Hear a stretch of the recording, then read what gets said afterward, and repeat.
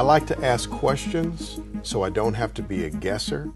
This is Ross the boss, but he's not a hairdresser.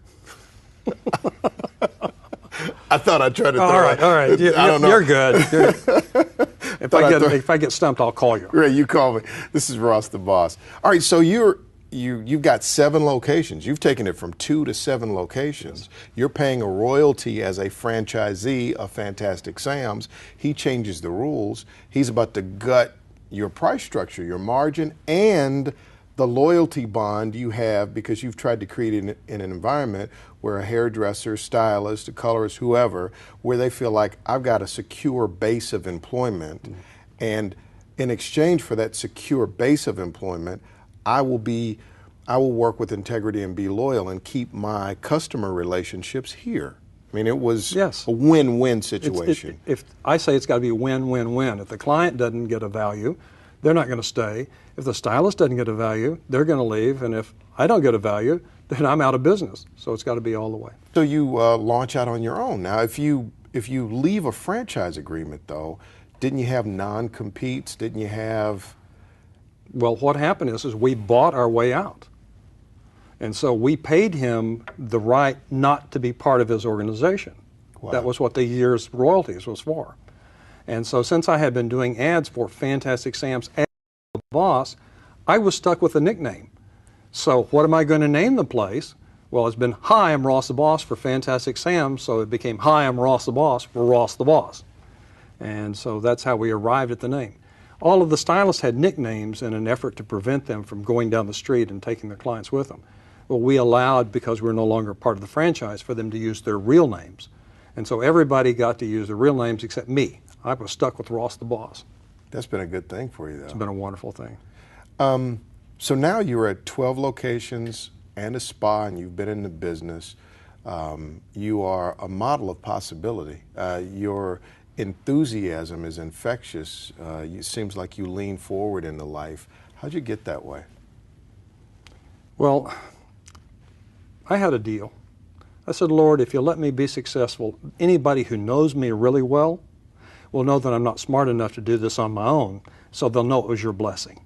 And he's lived up to his end even when I haven't lived up to mine. Even as a businessman who's not a hairdresser, how has that worked in this industry? How have the professionals, not that you're not a professional, but how have the professionals in the industry, how did they embrace that? They didn't embrace it too much. But the staff that came to work for me, I didn't compete with them. I wasn't trying to do a client that they were trying to do. I had to refer to them my clients. And so it worked out really well because I'm not a competitor. I'm not behind a chair making money, cutting hair, coloring hair, perming hair. I make my money off of them. I tell them that what happens is they're really performers. And my job is to get the client in for them to perform, to like a singer or a concert. Right. If they give a good concert, it's easier for me to sell the tickets for them to come back again. And they're going to rebook and say, oh, I'm a fan club. And so what I want to do is I've got to find the location, I have to find the clients that are going to fit the demographic and have what we have to offer as their goal. So that's to match them. Did you think your life would turn out the way it's turned out? No. Is it better than you expected? It has been more glorious than I ever hoped. Really? Yes.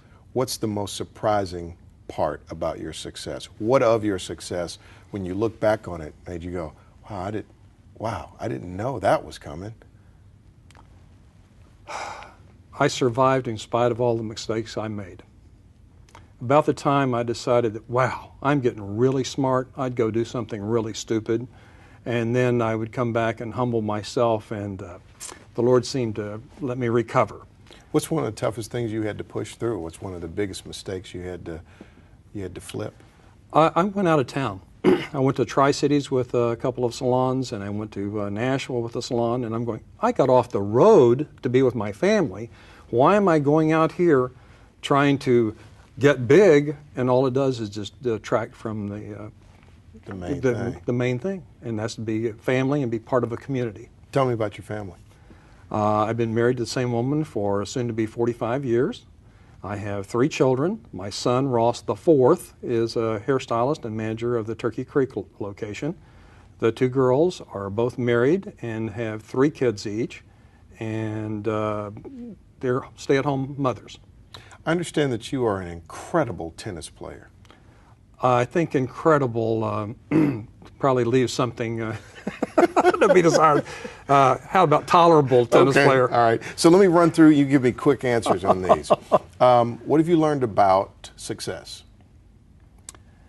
I believe that hard work is definitely a thing about it, but I think that also integrity and being able to be counted on, letting people know who you are and being that person. What have you learned about failure?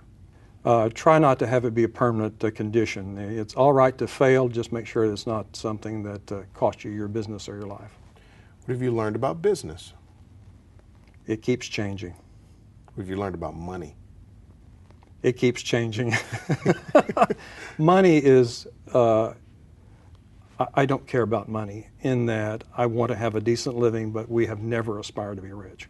We lived in the same house for 30 years and You're good with that? I'm good with that. Yeah. What have you learned about love?